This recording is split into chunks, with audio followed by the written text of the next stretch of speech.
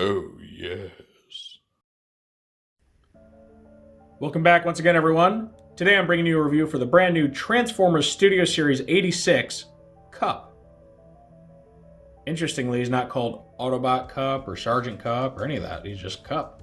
So they must have really firmly latched onto that trademark finally. Kup is an all-new mold meant to depict the character from the 1986 movie. Because of this, he comes with a few extras and features that we'll get into that harken back to specific scenes within that movie. Kup is officially number 2 within the 86 subline of Studio Series. And as you'll see later, he works best when paired with the Studio Series Hot Rod toy. So if you've seen my reviews before, you know how this goes. We're going to take a look at Kup's packaging, then we'll open it up. We'll see the instructions for Kup. We'll get a look at his backdrop at certain points in the video. And then we'll see Kup himself in both his vehicle and robot modes. Naturally, I'll be doing some group shots and comparisons today, and then at the end of the video, I'll give my final thoughts. So Kup comes in your standard Studio Series Deluxe packaging. The big window showing off the figure itself. This really nice bit of artwork that... something about it kind of reminds me of like the old generation's artwork. Like pre-Thrilling 30 stuff. Something about the art style. You get his numerical designator, you get the movie call out. Turn it to the side, you get a close-up of his face on the artwork, looking really scared. Is that really what they were trying to go for? Like terrified, cowardly Kup? Probably he's all crotchety and mean-looking. Alright, here on the back you get renders of Kup in his vehicle and robot modes. You can see that he comes with his little blaster as well as a container of Energon goodies, which if you've seen the 86 movie, you'll know what that's all about. His backdrop is called Sea Squid Showdown, which is really cool. That's the scene where, you know, they're underwater and that giant squid is just like ripping Kup to pieces. You can see that Kup takes 21 steps to transform, so about your standard amount of difficulty for Deluxe. And his flavor text reads, Kup struggles to free himself from the tentacles of a giant squid. Well, pretty direct and to the point, huh? Does it count as a giant squid if it's a giant robotic squid? I don't know. And then here you get more of a full body shot of Kup's artwork. Now we get Kup's instruction book. You can see it's got his name, movie, branding, number, all that. Nice render on the front of him offering you an Energon goodie. And then here we just get straight into the transformation from robot to vehicle. Wraps around on the back. And you'll notice that on this side, your eyes aren't deceiving you, and your vision's not getting blurry. This side of my instruction book has some serious misprinting going on where all the lines are pretty blurred, and you also get this unsightly spot right here, which I'm not sure what's going on there. Hopefully that's just a misprint on mine. They're not all like that. You can see cross cells for jazz and blur. Very fitting, blur on this instruction sheet. But yeah, the finished transformation here.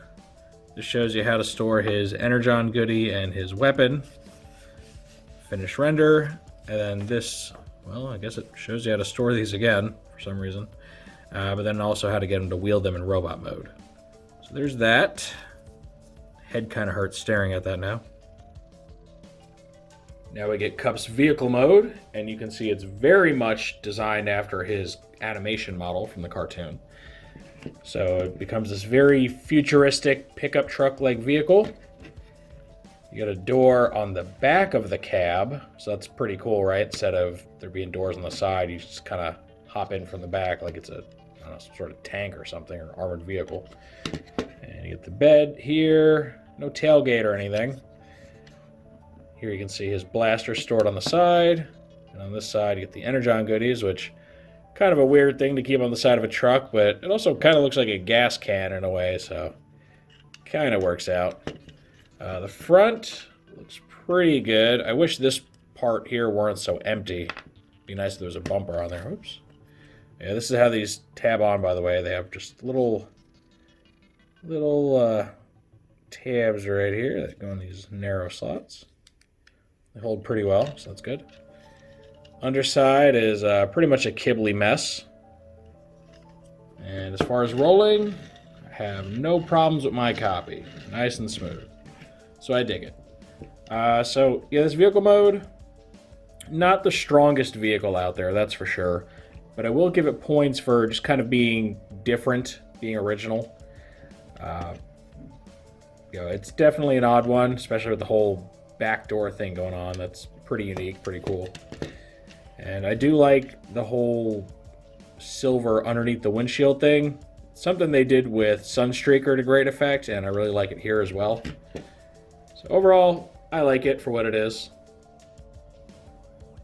Now we get our group shot with two other versions of Kup. On the left side, you get the old Generations Kup, which has a much more standard Earth-based vehicle than most Kup toys. Looks like a classic pickup from yesteryear. In the middle, then you get the Titan's Return Kup, who is much more based on his original toy appearance, both in structure and coloration. So he does manage to cover that toy-accurate base, if that's what you're going for. Whereas our new toy is purely all about the cartoon. But you can see that their vehicle modes are, roughly supposed to be the same thing. They follow the same design cues. Whereas this guy looks like some sort of scale model truck. And they each do their own things. I know this Kup right here has been pretty popular over the years. The Titan's Return one, I think not so much, but I think that's more so just the fact that he's a headmaster. A lot of people don't like non-headmaster characters getting the headmaster treatment. So, it is what it is there. And I don't think there's one vehicle mode that's really better than any other. They're just each trying to do something different. Okay, and with that, it's time to do our transformation. So the first thing, if you haven't already, remove his accessories. Just toss them off to the side. And we're going to pick our guy up.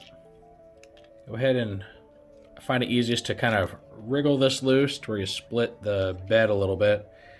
And then use that extra space you got to pry the hands free from these little posts that they're holding on to.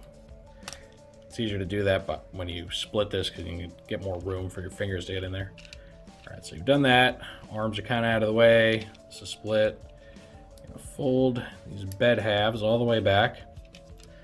And then you're going to pop this dark blue part of the tire well off of the light blue part. And we'll take some carefully applied pressure, but you can pop it loose like this. And you're taking this panel, you're folding it back. There's a little tab here that's just going to slide in there, and it's not very solid. Doesn't really stay in per se, but at least it kind of acts as a guide. And then you just flip the foot out, and you're going to lift this little shin plate up, which is where you can actually see the wheel that's kind of just barely sticking out there. Straighten this out, close that plate. There's one leg. Now we're going to do the same thing on this side. So fight with the wheel well, possibly rip his leg off, but that's okay. It's supposed to come off. So if that happens, don't worry, just plug it back on. Same thing, get this panel here. It's already folded out for some reason. All right, so we got the legs. We got the arms, all that. Next, we are going to lift this piece up and off, kind of like that. Swing these little shoulder panels out. And then we're going to stretch out his midsection, like so. Gotta get him unfolded. Now you want to fold in his front tires, and you want to do it in a way to where these tabs at the base of his neck are going to plug into little slots right here. Make sure you get it just right. There you go. Just like that. You can flip these down. They'll tab onto the sides.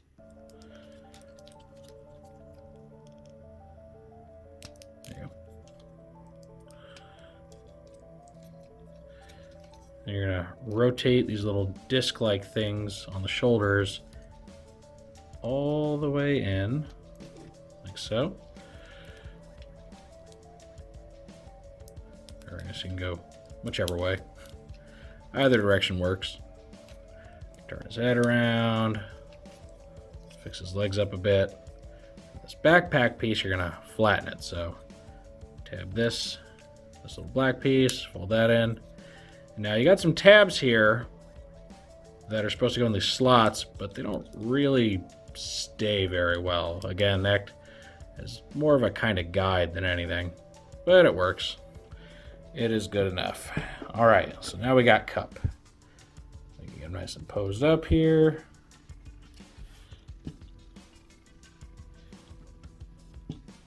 Here we go. This is our crotchety old man in his robot mode. And he looks very animation accurate. See, he's definitely not a big bulky character, right? He is supposed to look kind of frail and elderly. Kind of an old has-been war hero. But he looks good. He's very unique. Then, of course, if you want to, you can give him his accessories. So you just put his blaster in this hand. His little Energon goodie box in the other. And there you go. As far as posability, it's got a ball jointed head, which can look all sorts of different ways. Universal shoulders, bicep swivel, which is just really a peg with a hole. Single bent elbow, and they're actually slightly ratcheted. Look at that. Like, not enough really to be weight bearing, but it is there. Sadly, there's no wrist swivel on this guy, and there's no reason there can't be. Right? You could have easily designed that in there, but I guess they were cutting corners. He has a full waist swivel, which is nice. Universal hips. Thigh swivel, which is, again, detachable. He's got a single bend knee, which is also somewhat ratcheted. And then, of course, he's got ankle tilt. So he's got most of the articulation points you come to expect. Still think the lack of a wrist swivel is kind of a real shame. There's no reason he couldn't have one. They just didn't want to engineer one in there. So it looks really good, poses well, has some neat little accessories, and he just makes for a very good cartoon Kup.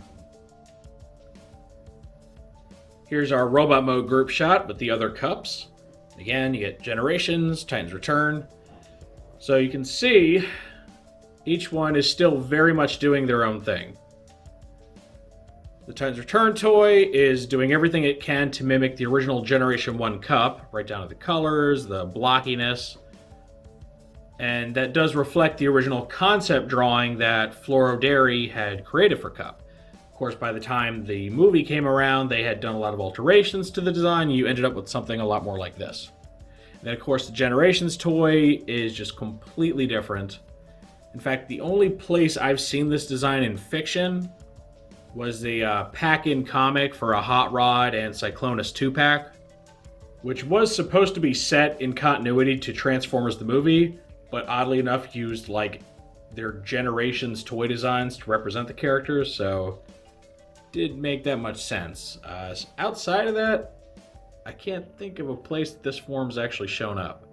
But it is a very popular toy, and for a good reason. It has a really great alt mode and robot mode. So even though he's very different from your standard Kup, I still think he's great. And personally, I just see him as Classics Kup, just like the other Classics toys where he's just a reimagining of the character with a more updated vehicle mode. So yeah, there's not one I'd really say is, the best or worst or anything. I do kind of wish this guy was a bit shorter. He is an exceptionally tall Deluxe, and Kup's not really known for being that big, so, if they had made him a bit smaller, I think he would have been better. And I do very much like the G1 toy aesthetic for this guy, but I can't deny seeing Kup in a more animation-accurate representation is also really exciting to see. And here we get a fun shot of the giant mechanical squid monster having just ripped Kup apart. And he's in retreat after Hot Rod's gone and blown apart some of his tentacles trying to rescue Kup. So this is a scene that's really cool on its own, but isn't fully utilized unless you have the Studio Series Hot Rod. Because let's face it, what's the point of having Kup come apart if you don't have a Hot Rod here to fix him? course, we've got our obligatory shot of Hot Rod fixing Kup with his little welding torch accessory. And for all his trouble, what does Hot Rod get? Kup accusing him of fixing him wrong. I gotta tell you, the old guy has no gratitude. None. And then our other mandatory shout we gotta do is Kup offering those Energon goodies to a hungry Alicon as Hot Rod watches on. No, I did not mean to rhyme right there. And this little setup here just kind of exemplifies the fact that while Kup is a good figure in his own right, he really works best as part of a set piece, right? Like his whole body part gimmick, the Energon goodies, they're all based around interacting with other toys. So while it's not necessary to have these other figures, getting yourself a Hot Rod and an Alicon is a really good way to get the most out of your Kup toy. And I just love being able to reenact that little scene because it's so iconic, the whole universal greeting, and it's just become a part of, Transformers culture. And with all that, I think it's time to end this review. Overall, I'm very impressed with this guy. He does a really good job at doing what he set out to do, which is to give us an animation-accurate Kup. Admittedly, the proportions are a bit scrawny, even for a character that was never very brawny in the first place. Like, his character model is a lot thicker and a lot more rounded. But, they had to make this work in both modes, and they really nailed the vehicle mode. I gotta say, it looks fantastic. So I'm okay with, skinny Kup. In fact, his appearance here reminds me of his early IDW appearance, after his body had just been ravaged by constant Regenesis ore exposure, and he went like crazy and was barely functional once they rescued him. Kind of gives me that vibe. Maybe they'll give us a retool of this guy just looking insane, and maybe he'll come with Outback's arm as an accessory, One can only hope. But jokes aside, I really like this guy. He's a pretty decently strong entry in the first wave. Not my favorite. The larger classes definitely have this guy outdone, and I think Jazz is a bit better too. But he's definitely not the worst. Who is the worst, you ask? Well, stay tuned. So yeah, I like him overall. I love the gimmicks of his limbs coming apart. I love the little Energon goodie accessory. It's not something I ever thought we'd actually see.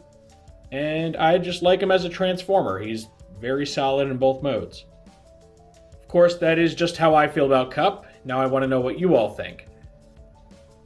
Do you like the way this guy turned out? Are you okay with his proportions or maybe his face sculpt? I know some people weren't really crazy about it, because it does have a certain hardness to it that isn't immediately obvious in the cartoon. Any and all feedback is always welcome in the comments section. If you've enjoyed this review, make sure to toss it a like. Let YouTube know you want to see more stuff like this.